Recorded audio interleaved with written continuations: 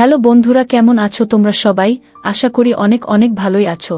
আর তোমাদের ভালোবাসায় আমিও অনেক ভালো আছি, কারণ তোমরা আমাকে যে পরিমাণে ভালোবাসা দিয়েছ এবং সাপোর্ট দিয়েছ তা আমি কোনোদিন ভুলতে পারবো না। তাই তোমাদেরকে মজা দেওয়ার জন্য আবারও একটি নতুন গল্প নিয়ে হাজির হলাম।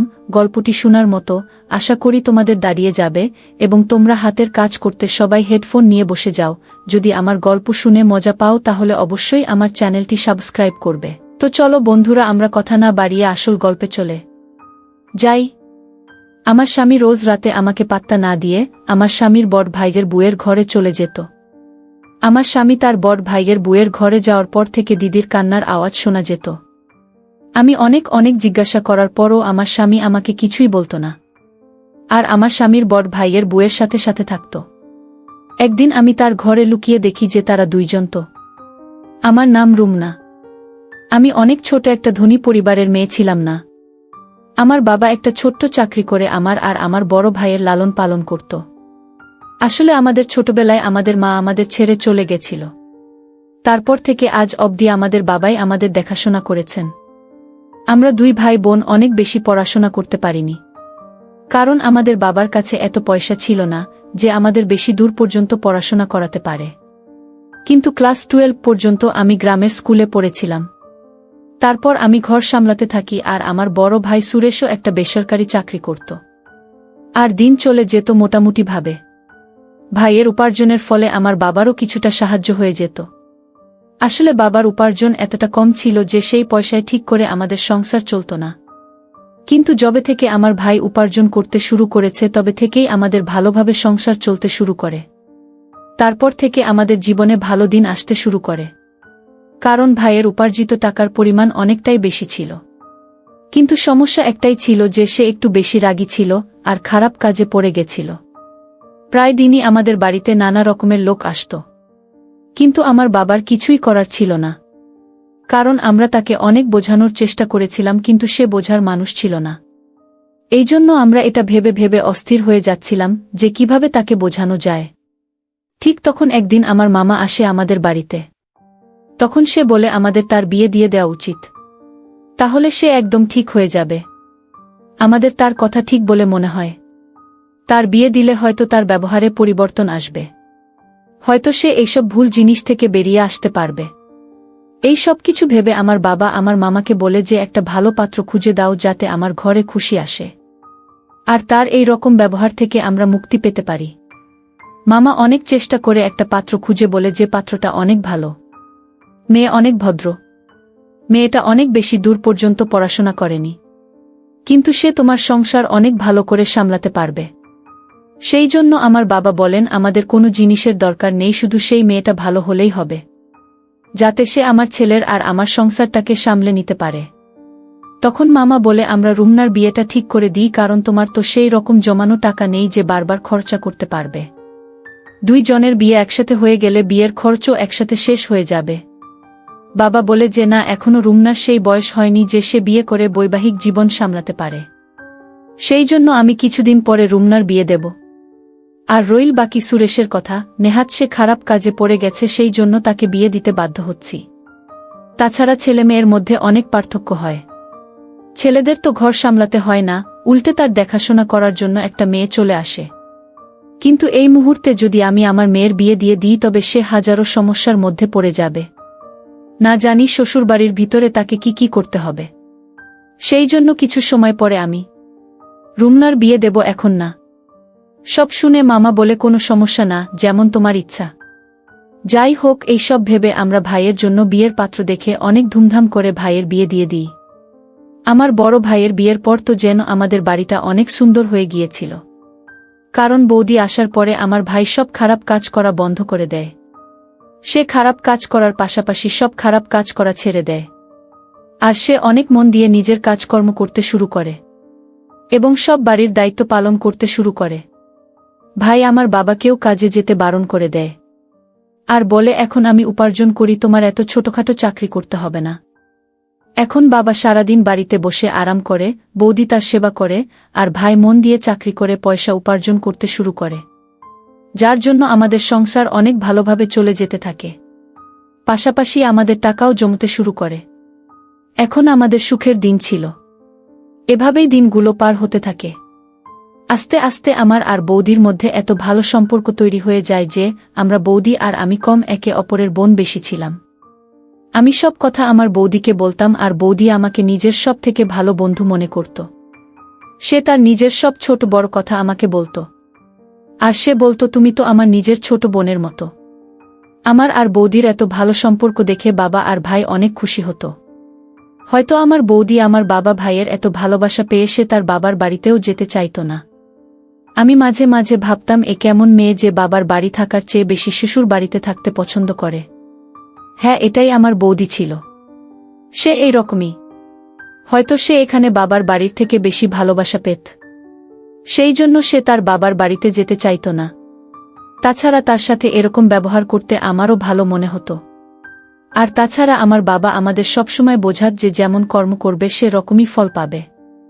আর যদি আমি আমার বৌদির সাথে ভালো ব্যবহার করি তাহলে পরবর্তীকালে আমিও শ্বশুর বাড়ি গিয়ে ভালোভাবে থাকতে পারব। এইভাবেই আমি সবার সাথে মিলেমিশে থাকি। এখন আমার মামা আবার আমাদের বাড়িতে এসে বলে, এখন তো আর কোনো সমস্যা নেই। এখন তো সুরেশের বিয়ে হয়েছে, অনেক দিন হয়ে গেল। এখন আমাদের রুমনার জন্য পাত্র দেখা উচিত, কারণ এখন রুমনার বিয়ের বয়স হয়ে গেছে। তখন আমার বাবা বলে, এখন আমার রুমনার বিয়ে দিতে কোনো অসুবিধা নেই, কারণ আমার ছেলে ঘর সামলে নিয়েছে আর আমার সেবা করার জন্য আমার মেয়ের মতো একটা বোমা এনেছে। এখন রুমনার জন্য কোনো ভালো ছেলে খুঁজতে হবে। তখন বাবা মামাকে বলেন, তোমার কাছে যদি কোনো ভালো পাত্র থাকে তবে তুমি বল। তাছাড়া আমার ছেলের জন্য তো তুমি পাত্র খুঁজে বের করেছিলে, আর পাত্রটা এত ভালো যে আমি আজও তার গুণগান করি।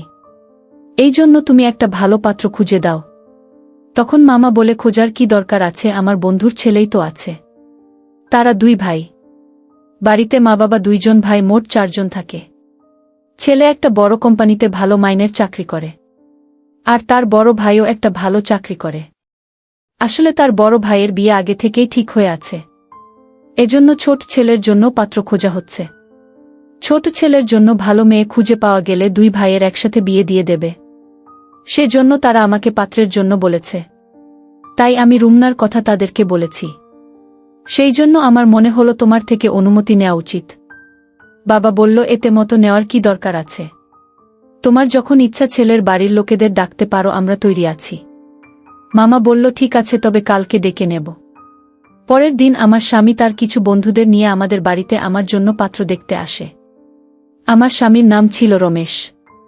রমেশকে দেখতে অনেক সুন্দর ছিল, আর ভালো পোশাক পরার জন্য তাকে আরও বেশি সুন্দর দেখাচ্ছিল। রমেশকে দেখে তো আমার হুঁশ উড়ে গেল। আমি বুঝতে পারছিলাম না যে এত সুন্দর ছেলে কি আমাকে পছন্দ করবে। কিন্তু যখন নিজেদের মধ্যে কথা বলার জন্য আমাদের 2 জনকে একা জায়গায় ছেড়ে দেওয়া হয়, তখন রমেশের কথা আমার মন ছুঁয়ে যায়। রমেশ এত মিষ্টি করে, এত ভালো করে কথা বলছিল যে মনে মনে আমি তাকে নিজের স্বামী হিসেবে স্বীকার করে নিয়েছিলাম। আর পাশাপাশি ভগবানের কাছে প্রার্থনা করছিলাম যেন কোনো রকমে আমাদের বিয়েটা হয়ে যায়। কারণ প্রতিটা মেয়ের একটা স্বপ্ন থাকে যে তার স্বামী দেখতে সুন্দর হবে, ভদ্র হবে। আর এই সমস্ত গুণ রমেশের মধ্যে ছিল। আমি কি করে তাকে ছেড়ে দিই? তখন আমি ভাবি, যদি আমার ভাগ্যে রমেশ থাকে তো নিশ্চয়ই তার সাথে আমার বিয়ে হবে। যাই হোক, তারা আমাকে দেখে বাড়ি চলে যায়। আর কিছুদিন পরে ফোন করে বলে যে আমাকে তাদের অনেক পছন্দ হয়েছে। এইভাবেই আমাদের বিয়ে ঠিক হয়ে যায়। আমি আর রমেশ ফোনে কথা বলতে থাকি। এইভাবেই দিন পার হতে থাকে। রমেশের সাথে কথা বলতে আমার একটুও ভয় হতো না। আমি পুরোপুরি রমেশকে ভালোবেসে ফেলেছিলাম। আর এইভাবেই আমাদের বিয়ের দিন কাছে আসতে থাকে। আমাদের বাড়িতে আত্মীয়রা আসতে শুরু করে দিয়েছিল। আর আমার বড় ভাই বিয়ের দায়িত্ব অনেক ভালোভাবে সামলে নিয়েছিল। সে কোনো জিনিসের অভাব রাখেনি। এত সুন্দর পরিবেশ তৈরি করেছিল দেখে মনে হচ্ছিল মেয়ে নয়, যেন ছেলের বিয়ে হচ্ছে। অনেক ভালো করে আমার বাবা আর আমার ভাই আমার বিয়ে দিতে চেয়েছিল। বলতো, রুমনার বিয়েতে কোনো জিনিসের অভাব যেন না হয়। বাবা বলল, আমি কখনো চাই না যে রুমনার এটা মনে হোক যে তার মা থাকলে আরও ভালো করে বিয়ে হতো। কিন্তু আমার মায়ের অভাব তো সে চেয়েও পূরণ করতে পারবে না।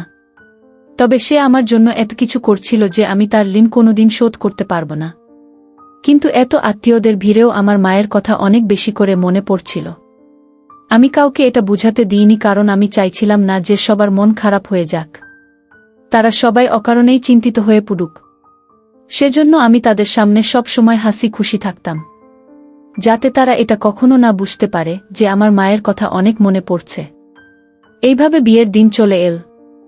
আমার রমেশের এর সাথে অনেক ভালো করে বিয়ে হয়ে গেল, আর আমি নিজের বাবার বাড়ি থেকে বিদায় নিয়ে চলে গেলাম।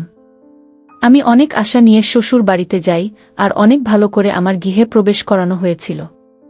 অনেক নিয়ম পালন করার সাথে সাথে আমাকে কিছু মেয়েদের মাঝখানে বসানো হলো, যারা রমেশের গুণগান করছিল। তাদের গুণগান শুনতে আমার অনেক ভালো মনে হচ্ছে। আর তাছাড়া তার গুণগুলো ঠিক ছিল, কারণ এতদিন ধরে আমি রমেশের মধ্যে এইসব গুণগুলো দেখেছিলাম। আমি এখন শুধু অধীর আগ্রহে অপেক্ষা করছিলাম কখন রমেশের সাথে সময় পার করব। অনেক অল্প সময়ের মধ্যেই আমাকে রমেশের ঘরে বসিয়ে দেওয়া হয়, আর কিছুক্ষণের মধ্যেই রমেশ ঘরে চলে আসে। তার ঘরে আসার পরে আমরা নিজেদের মধ্যে কিছুক্ষণ কথা বলি, তারপর আমাদের নতুন জীবন শুরু করি। পরের দিন আমি ঘুম থেকে উঠে সবার জন্য খাবার তৈরি করে আমার কাজ করতে থাকি। আমি আমার বড় দিদির সাথে অনেক ভালো মিশে গিয়েছিলাম। আসলে রমেশের বিয়ের দিন তার বড় ভাইয়েরও বিয়ে হয়েছিল। আমাদের দুইজন বুকে একসাথে গৃহপ্রবেশ করানো হয়েছিল, আর আমাদের দুইজনেরই আজকে এই বাড়িতে প্রথম দিন ছিল। আমরা দুইজনে মিলে একসাথে মিষ্টি বানাই আর সবার মন জয় করে নিই। এখন আমি আমার স্বামীর বড় ভাইয়ের বুকে বড় দিদির মতো মানতে শুরু করেছিলাম। আমি তার সেবাও করতাম। আমার বড় দিদিও অনেক খুশি ছিল। আমরা দুইজন বোনের মতোই থাকতাম, আর আমাদের মধ্যে অনেক ভালো সম্পর্ক তৈরি হয়ে গিয়েছিল। আমাদের এত ভালো সম্পর্ক দেখে বাড়ির লোকও অনেক খুশি ছিল। এখন দিনেশও কাজে যেতে শুরু করেছিল। এইভাবে আমাদের অনেক আনন্দে দিন পার হতে থাকে। এখন কে জানত যে এত খুশির মাঝখানে দুঃখের এত বড় পাহাড় ভেঙে পড়বে। একটা অ্যাক্সিডেন্টে আমার স্বামীর বড় ভাই এই পৃথিবী ছেড়ে চলে যায়। আমি তো কিছুই বুঝতে পারছিলাম না যে বাড়ির লোকেদের কি করে সামলাবো, কারণ সব লোক অনেক ভেঙে পড়েছিল। আর কেনই বা পড়বে না, সবেমাত্র বিয়ের 1 মাস হয়েছিল, আর এর মধ্যেই এত ছোট বয়সে আমার বড় দিদি বিধবা হয়ে গিয়েছিল। আমার বড় দিদির উপরে আমার অনেক মায়া হচ্ছিল। আমি কিছুই বুঝতে পারছিলাম না যে আমি কি করে তাকে সামলাবো। আমি কোনো রকমে রমেশকে সামলাই আর বলি, এখন থেকে তোমার বৌদির অনেক খেয়াল রাখতে হবে। আমাদের সেই জন্য কোনোভাবে তার সামনে ভেঙে পড়লে চলবে না। আমাদের সবসময় তাকে ভালো রাখতে হবে। রমেশ আমার কথা বুঝতে পারে, আর আমরা আমার বড় দিদির খেয়াল রাখতে শুরু করি। আস্তে আস্তে সময় পার হতে থাকে, আর আমার স্বামীর বড় ভাইজের এই পৃথিবী থেকে চলে যাওয়ার 1 বছর হয়ে গিয়েছিল। আমাদের বাড়িতে সবাই বলে যে আমার বড় দিদির বিয়ের মাত্র 1 মাসের মধ্যেই তার স্বামী এই পৃথিবী ছেড়ে চলে যায়, আর তার জীবন শুরু হওয়ার আগেই শেষ হয়ে যায়। তাই সবাই মিলে ঠিক করে যে আমার বড় দিদির আবার বিয়ে দেবে, যাতে সে তার ভবিষ্যৎ জীবনে সুখী থাকে। বেচারির না কোনো সন্তান ছিল আর না স্বামী, সে একলা কি করে এত বড় জীবন পার করবে। কিন্তু আমার বড় দিদি বলে, আমি যখন থেকে বিয়ে করে এই বাড়িতে এসেছি সেই দিন আমি আমার স্বামীকে কথা দিয়েছিলাম, আর আমি যতদিন বাঁচব এই বাড়ির বউ হয়েই থাকব, আর আমি আমার এই কথা সারা জীবন পালন করব। তাতে আমার কোনো সন্তান থাকুক আর না থাকুক। যখন রমেশের সন্তান হবে তখন আমিও তাকে নিজের সন্তানের মতো আদর করব, ভালোবাসব। আমার বড় দিদির এরকম কথা শুনে আমি অনেক খুশি হই। তখন আমি আর রমেশ একটা প্ল্যান বানাই যে আমরা আমাদের প্রথম সন্তান তাকে দিয়ে দেব। সে যেভাবে ইচ্ছা তাকে মানুষ করবে, আর তার সাথে নিজের সারা জীবন পার করে দিতে পারবে। এই ভেবেই আমরা শান্তিতে থাকি। এই কিছুদিন ধরে আমার সামনে অদ্ভুত অদ্ভুত দৃশ্য আসতে থাকে। আসলে আমার স্বামী আমার কাছে আসতো না। সন্ধে হতেই আমার স্বামী আমার স্বামীর বড় ভাইজের বুয়ের ঘরে চলে যেত, আর আমার স্বামী তার ঘরে যাওয়ার সাথে সাথে আমার স্বামীর বড় ভাইয়ের বুয়ের অনেক আওয়াজ আসত। এমন মনে হতো যেন সে কাঁদছে। আমি এটা কিছুতেই বুঝতে পারতাম না যে রমেশ আমার বড় দিদির ঘরে গিয়ে তার সাথে কি করে। আমাকে এড়িয়ে আমার স্বামী আমার বড় দিদির ঘরে যেতই বা কেন? আমি কিছুটা তো আন্দাজ করতেই পেরেছিলাম যে কি হতে পারে। অফিস থেকে ফিরেই সে বড় দিদির ঘরে চলে যেত, আর সারারাত তার ঘরেই থাকত। আমি যখনই এই ব্যাপারে রমেশের সাথে কোনো কথা বলার চেষ্টা করতাম তখনই রমেশ এড়িয়ে যেত। এখন আমার মধ্যে অন্যরকম চিন্তা আসতে থাকে যে আসলে হচ্ছেটা কি। রমেশ তার বৌদির ঘরে এমন কি করে, আর রমেশের যাওয়ার পর আমার বড় দিদি এত আওয়াজ কেন করে? আমি চেয়েও কিছু বুঝতে পারতাম না। আমি এই ব্যাপারে আমার বড় দিদিকে ওকেও জিজ্ঞাসা করি, কিন্তু সেও কিছু বলে না। আমি বুঝতে পারছিলাম না যে আমি কি করে এদের রহস্য জানতে পারব।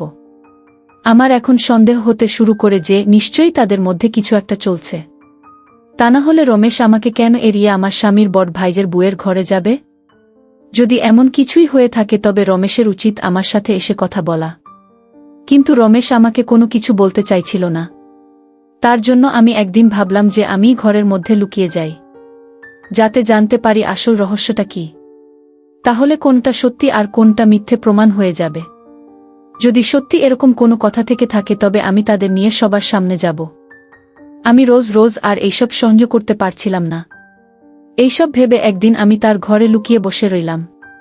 কিছুক্ষণ পর তারা যখন ঘরে এলো তারপর আমি যা দেখলাম সেটা দেখে আমার মনটা কেঁপে উঠল।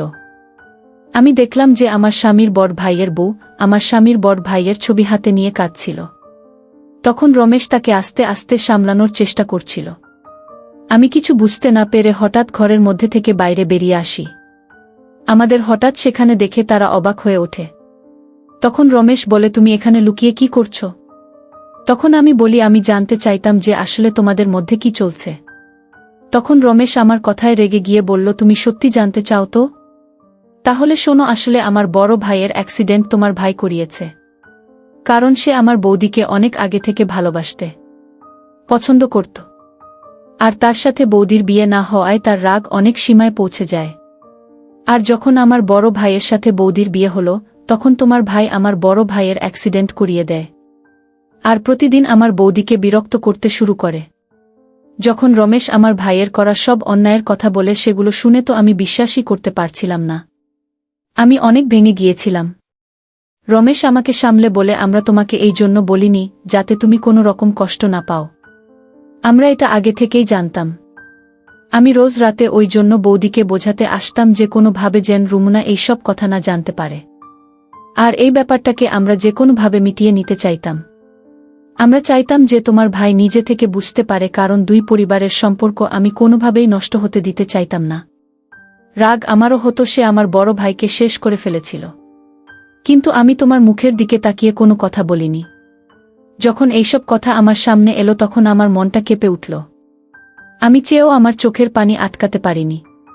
আমি তো ভেবেছিলাম যে আমার ভাই ঠিক হয়ে গেছে, কিন্তু সে তো এত বড় কাজ ঘটিয়ে ফেলেছিল।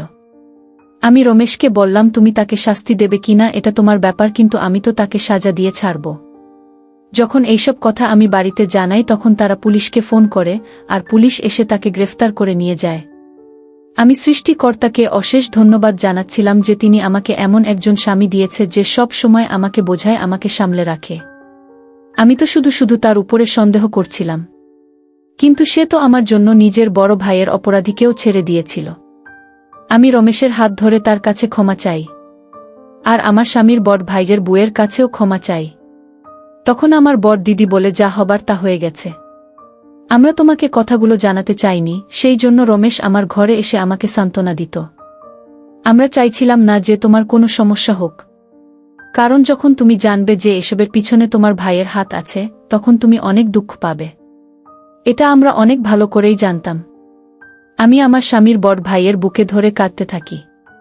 তখন রমেশ বলে, তুমি ঘাবড়ে যেও না।